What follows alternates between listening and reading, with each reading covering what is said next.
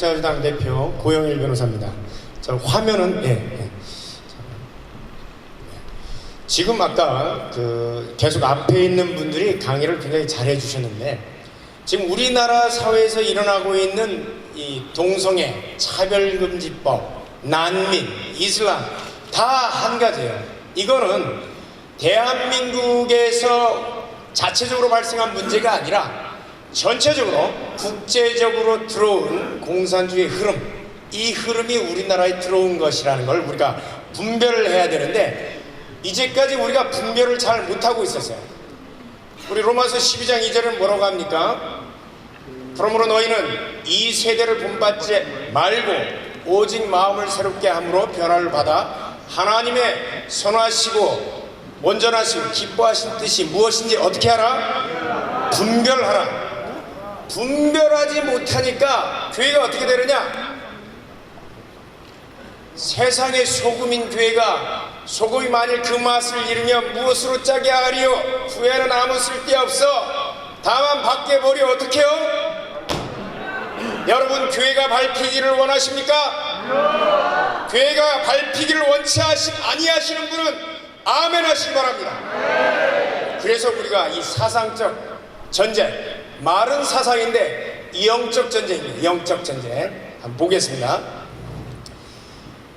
여러분, 우리 말 중에 진보 보수라는 말을 우리가 쓰잖아요. 근데 이 진보 보수라는 말이 공산주의 역사관에서 여러분 나오신 거 여러분 알고 계세요? 공산주의 역사관은 아담과 하와가 살던 시대를 원시 공산 이상 사회라고 해요. 아무것도 소유하지 않았다는 거예요. 그래, 공산주의 사회라고 그래요.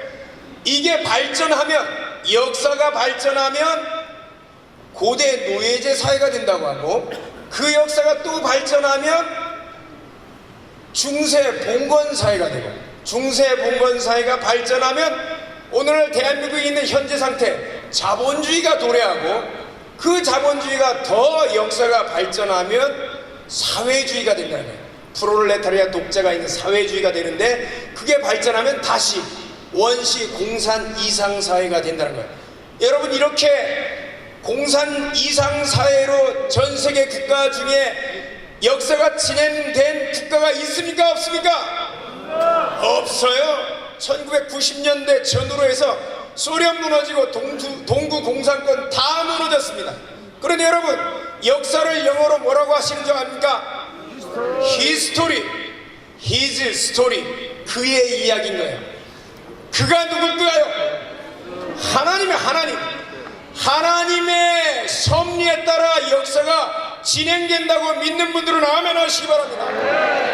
우리는 하나님의 섭리에 의해서 역사가 진행되는 걸 믿지, 공산주의 역사관대로 진행된 것을 믿는 사람들이 아닌 것입니다. 그런데 공산주의 역사관에 진행되는 걸 동의한다는 긍정적인 의미에서 진보라고 하고, 그거를 공산주의 역사의 진행을 역행하고 반대한다는 의미에서 수구 꼴통 보수라고 하는데, 이 용어를 쓰면 돼요, 안 돼요? 안 된다는 거예요. 그럼 뭐라고 써야 되느냐? 프랑스 혁명 전후로 해서 어떤 사람은 왕정 복구파, 어떤 사람은 공화파에서 왕정 복구파들은 수구적이라고 그때 당시에 우측에 앉았어요. 프랑스 공의 우측 날개에 앉아서 우익, 그리고 저쪽에 공화파들이 좌측에 앉았어요. 그래서 좌익.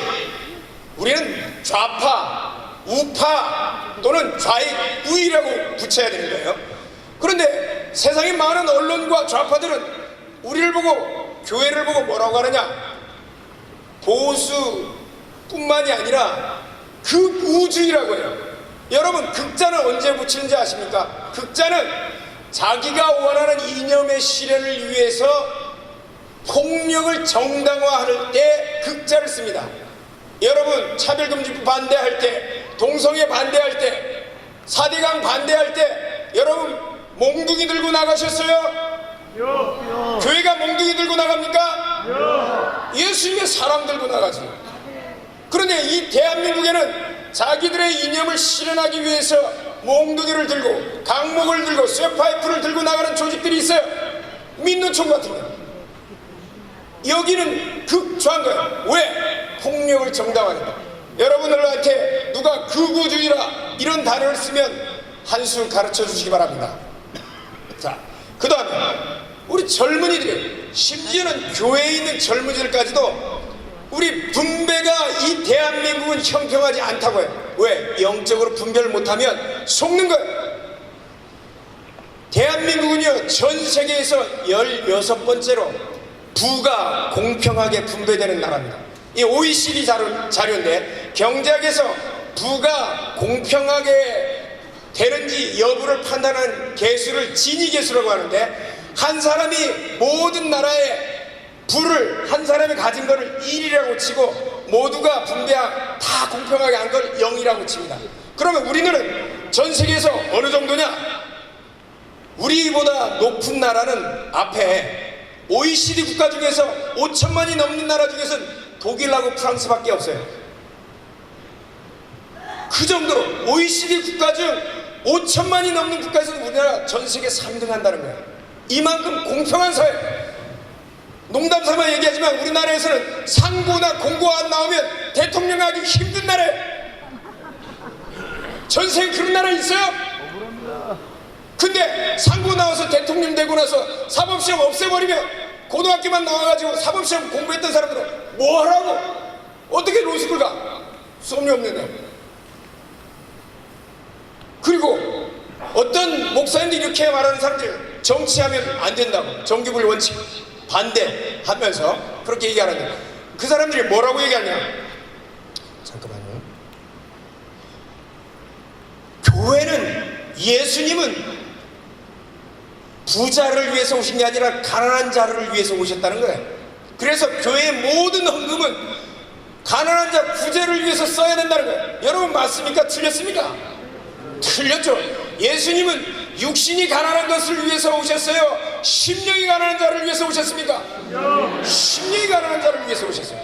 그리고 나서 교회 헌금을 다 써야 된다고 얘기를 하는데, 여러분 구제의 의미에 구제를 해야 될 사람이 누구예요? 부자 것을 뺏어서 가난한 자에게 줘야 됩니까? 이게 성경적입니까? 아니에요. 누가복음 10장, 누가복음 3장 10절에서 11절에 뭐라고 합니까? 우리가 물어가 아로되 그러면 우리가 무엇을 하여야 하리까? 세례요한이 이렇게 얘기합니다. 옷 2벌이 있는 자는 옷 없는 자에게 나눠줄 것이요 먹을 것이 있는 자도 그렇게 할 것이니라. 부자 것 뺏어서 주라고 성경이 얘기한 적 한 번도 없어요. 뭐라고요? 옷 2벌 있는 자가 옷 없는 자입니다. 그러면 그 구제를 받아야 될 사람은 누구냐? 극빈장을 스스로 일할 능력이 없는 자를 우리가 구제해야 되는 거예요. 그렇기 때문에 성경은 뭐라고 합니까? 일하기 싫거든 뭐 하지도 말라? 먹지도 말라. 일하기 싫으면서 남의 걸 뺏어서 먹는 사람을 우리가 한자로는 불한당이라고 합니다. 땀 흘리지 않는 사람들. 불한당 같은 사람들이 이 대한민국을 좌지우지하고 있는데, 우리가 영적으로 이걸 깨닫지 못하면 당하는 거예요. 자, 거기에 이제 가장 대표적인 게 포스트 모더니즘인데, 이게 공산주의의 다른 말이에요. 아까 목사님 얘기하셨지만 공산주의 혁명을 일으키려고 해도 안 일으켜지는 거예요. 왜? 서구 기독교 문명이 있기 때문에 안 되니까 이 사람들이 말을 바꿨어요. 왜? 스탈린이 죽고 나니까 스탈린이 몇 천만 명 숙청한 게 드러나요. 그 다음에 모택동이가 대약진 운동하면서 5천만 명 굶겨 죽였어요. 서구에 있던 좌파들이 소련은 우리의 천국이고 중국이 너무 잘하고 공산주의는 정말 이상 인류가 나갈 길이라고 그렇게 외치는데, 이렇게 수천만 명을 죽인 소련, 중국 사례를 제시하니까 공산주의가 먹혀들어요, 안 먹혀들어요? 안 먹혀들죠. 유럽에 있는 좌파들이 아무리 얘기도 안 먹혀들어가니까 네오막시즘, 이걸 뭐라고 얘기했냐? 신공산주의를 포스트 모더니즘이라고 이름을 그럴듯하게 바꿨어요. 포스트 모더니즘 뭐라고 하냐면 다름 아닌 이게 바로 공산주의다. 이 사람들은 포스트 모더니즘은 뭐라고 세상을 어떻게 판단하느냐? 억압하는 집단과 억압받는 집단으로 두 개로 나눠요. 그래서 언론에서 많이 떠들잖아요. 양극화, 있는 자 없는 자, 이거 두 개로 딱 나누는 거야. 그래서 억압하는 집단은 무조건 악하고 억압받는 집단은 뭐 하든지 간에 무조건 선하다고 보는 거예요. 그런데 여기에서 보는 억압하는 집단이 누구냐? 서구 유대 기독교의 바탕을 둔 자본주의라는 거예요. 그렇기 때문에 여러분들은 기독교라는 이유 하나만으로 무조건 억압하는 쪽에 속해 있으니까 무조건 억압하는 자고 나쁜 자인가요? 그 사람들 보기에 여러분들이 그렇게 나쁜 자인가요? 그래서 이름을 기독교를 개독이라고 하고 목사라고 해도 이 사람들은 정당하게 이걸 방송통신위원회에 그 단어를 삭제해달라고 아무리 요청해도 안 돼요. 왜? 억압하는 집단이니까 당연하다는 거예요. 대답은 안 했지만. 그래서 억압받는 집단에 대한 공격은 무조건 혐오바라 증오라고 해버리고, 억압하는 사람들, 서구 기독교 자본주의 문명이 그 사람들에 대해서 정죄할 때는 논리고 뭐 필요 없어요. 논리와 진실을 결정하는 논리와 증거는 억압하는 집단들이 사용하는 수단이기 때문에 믿을 수 없다는 거예요. 억압을 받는 사람들이 주관적으로 느끼는 것만 진리라는 거예요. 그래서 나온 게 뭐예요? 내로남불. 여러분, 내로남불 요새 많이 나오죠? 자신들이 하는 아무것도 아니고 서구 기독교 자본주의에 속하는 억압하는 집단. 요즘 말로는 대한민국에서 이거를 뭐라고 표현하냐? 적폐 세력이라고 해요. 여러분들은 기독교라는 이유 하나만으로 다 적폐 세력에 속하는 거예요. 그런데 어떤 목사님들이나 어떤 기독교인들한테 물어보면 자기는 중도라는 거예요. 중도. 진보도 아니고 보수도 아니고, 그 말도 잘못됐지만 중도라는 거예요. 중도. 중도라고 해서 이 억압하는 집단에서 벗어나느냐, 적폐 세력에서 벗어나느냐? 결코 안 그렇습니다.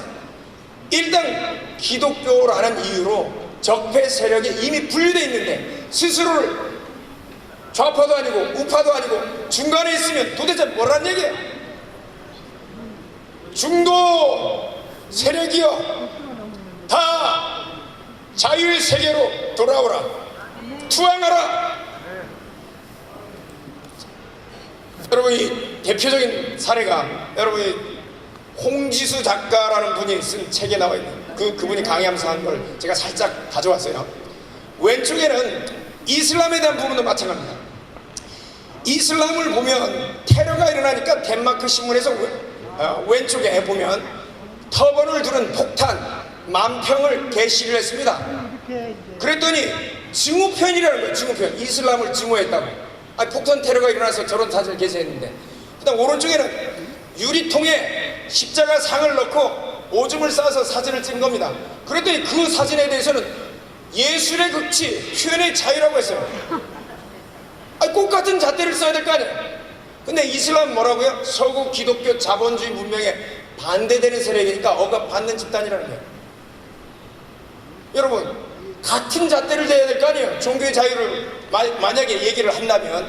근데 십자가에 오줌을 싸서 사진을 찍으면 예술의 극치며 표현의 자유고, 폭탄 테러를 일으킨 그 세력에 대해서 반대하는 신문 만평을 썼더니 징후 표현이라고. 여러분, 이해되십니까? 이건 똑같습니다. 이슬람, 그 다음에 서구 자본주의 기독교 문명이 억압하는 세력이고, 거기에는 남자가 들어갑니다. 여자는 무조건 억압받는 집단이라는 거예요. 그래서 페미니즘은 어떻게 생각하느냐? 남성은 그 정의상 억압하는 집단이고 잠재적인 강간범이요 가부장적 사회구조의 최혜택을 받는 사람이라는 거예요. 그 남성은 무조건 매도해야 되는 거예요. 대한민국 사회가 그렇게 남성이 여성을 억압하는 사회입니까? 여러분들 자녀들 다 시집장가 보낸 분도 계실 건데, 요즘 대한민국 남성들이 얼마나 불쌍하게 사는지 아십니까? 저는요, 아침에 일어나면요, 새벽기도 할 때요, 알람도 진동으로 해놓습니다. 왜? 애기 엄마 깰까봐. 일어나서 몰래 일어나서 발을 들고 가가지고 밥 안 치고, 그리고 소리 없이 나가서 새벽기도 가지고 들어오고 나서 문도 살짝 닫아요. 그리고 몰래 소리 없이 밥을 먹습니다.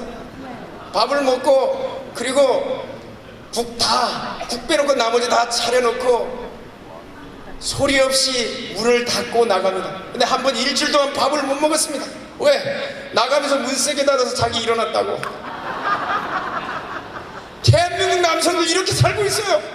근데 어디다 대고 대한민국 남성들이 억압하는 자라고 이 페미니스트 이렇게 얘기를 해요. 정작 페미니스트들이 얘기해야 될 거는 이슬람 세계에서 여성들이 권리가 인권이 탄압받는 거에 대해서 비판을 해야 되는데 거기는 비판 안 해요. 거기를 비판하면 이슬람을 증오하는 표현이라고 얘기해요. 여성 인권을 비난했는데 이러면 돼요 안 돼요? 안 되죠. 그러니까 이 홍지서라는 작가는 이렇게 얘기해요. 페미니스트는 다른 사람이 아니라 립스틱만 바른 공산주의자라는 거예요. 여성 인권에 대해서 침묵하고 교회 공격하고 남성 공격하고. 대한민국 남성들요 그렇지 않아도 불쌍해요. 자, 그래서 이런 이슬람, 난민, 동성애 차별금지법 전부가 어떻게 해요? 바로 전 세계에서 국제적으로 공산주의적인 흐름이 이 대한민국에 들어온 거다. 그들의 목표는 뭐냐? 국가 해체. 공산당 선언에서 뭐라고 되어 있습니까? 공산주의자들은, 노동자들은 국경이 있다 없다? 없다는 거예요. 조국이 없다는 거예요, 이 사람들은. 그러니까 국가를 해체하려고 하는 거예요. 그 다음에 동성애는 왜요? 동성애를 하면 정상적인 가정이 될까요? 안 되죠. 그러니까 가정이 무너진 거예요. 그 다음 교회 차별금지법 해서 내가 곧 길이요 진리요 생명이 나로 말미암지 않고는 아버지께로 올 자가 없느니라. 이거는 차별금지법이 위배돼요. 왜? 다른 종교에는 구원이 없다고 하는 거니까. 천하 사람 중에 너에게 구원을 주실 만한 다른 이름을 주신 일이 없느니라. 우리는 다 믿지 않습니까? 근데 이 얘기는 구원을 얻을 만한 다른 이름을 주신 이름이 없다는 이유 하나로 다른 종교를 차별했기 때문에 차별금지법에서는 처벌이 되는 얘기예요. 이러면 됩니까? 안 됩니까? 안 됩니다. 이런 게 작년 개헌안에 들어와 있었던 거죠. 보면 국가를 해체하는 것, 예컨대 애국심을 무너뜨리는 조항이 개헌안에 있었습니다. 국군한테 국가안전보장 의무를 삭제해버렸어요. 아니, 국군이 국가안전보장 의무가 없으면 누가 지켜요? 제한군인 애가 지킵니까? 경찰과 군인한테 파업권을 인정해요. 사단장이 징격 앞으로 하는데 병장 노조위원장이 와가지고 저랑 단체 협약 체결해야 됩니다. 최근에도 있었지 않습니까? 어떤 TV 프로에서 사단장하고 이등병 앉혀놓고 이등병이 사단장님한테 질문합니다. 사단장님, 저와 사단장님은 동등한 평등한 존재라고. 방송에서 이등병하고 사단장이 평등한 존재예요? 아니, 5대 장성에는 병장만 들어가는 거지. 어디다 대고 이등병이 사단장이 아무 말도 못하고 이런 사회가 됐습니다. 그리고 방위산업체 종사자들이 파업권 인정해버려요. 헌법에 박아놓는 거예요. 규정을 해버려요. 그러면 전쟁이 났을 때 총알을 누가 만들어요? 방위산업체 종사자들이 만들어야 되는 거예요. 총탄 없으면 빈 총 들고 싸워야 되죠. 이런 일이 벌어집니다. 이게 헌법에 들어가 있었어요. 그 다음에 다문화 이슬람을 아예 민족문화 창달 의무를 삭제해버려요. 아, 우리 대한민국 문화가 그렇게 부끄러운 문화예요? 이걸 삭제해버리고 다문화를 집어넣고, 그 다음에 양성평등, 본인과 가족 생활은 양성의 평등을 기초로 성립되고 유지되어야 한다. 헌법 36조 1항인데 이것 때문에 동성 결혼이 안 되는데 여기를 평등이라고 바꿔놨어요. 그냥 평등이라고. 왜? 동성 결혼을 인정하기 위해서. 결국 대한민국과 가족제도, 교회를 무너뜨리는 조항들이 들어가 있었죠. 뭐 최근에 진행되는 정책에도 반영되어 있습니다. 남북 군사기본합의서에서 어떻게 해요? 영토, 영공 전부 다 맞을게요. 영토, 영공 조항 이거 다 포기하게 돼 있어요. 아니, 군사분계선 내에서 헬기 못 띄워서 병사 하나가 응급 상황인데 북한에 허락받아야 되는 거예요. 아니, 우리 헬기를 띄우는데 왜 북한 허락을 받아야 돼? 결국 그 병사 죽었습니다.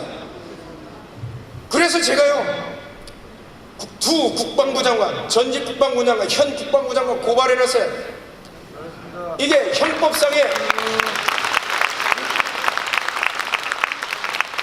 시설 파괴 이적죄에 해당합니다. 경찰이 이렇게 얘기를 해요. 아니 이거 뭐 남북 군사 기본 합의서에 따라서 한 건데 이걸 어떻게 국방부 장관을 고발합니까? 군사 기본 합의서를 작성하고 나서 국회 비준 받았다고 하니까 비준을 안 받은 거 알고 있더라고요. 국회 비준을 안 받았으니까 해봐야 대통령령이나 장관령인데 형법보다 앞설 수 있어요, 없어요? 없는 거예요.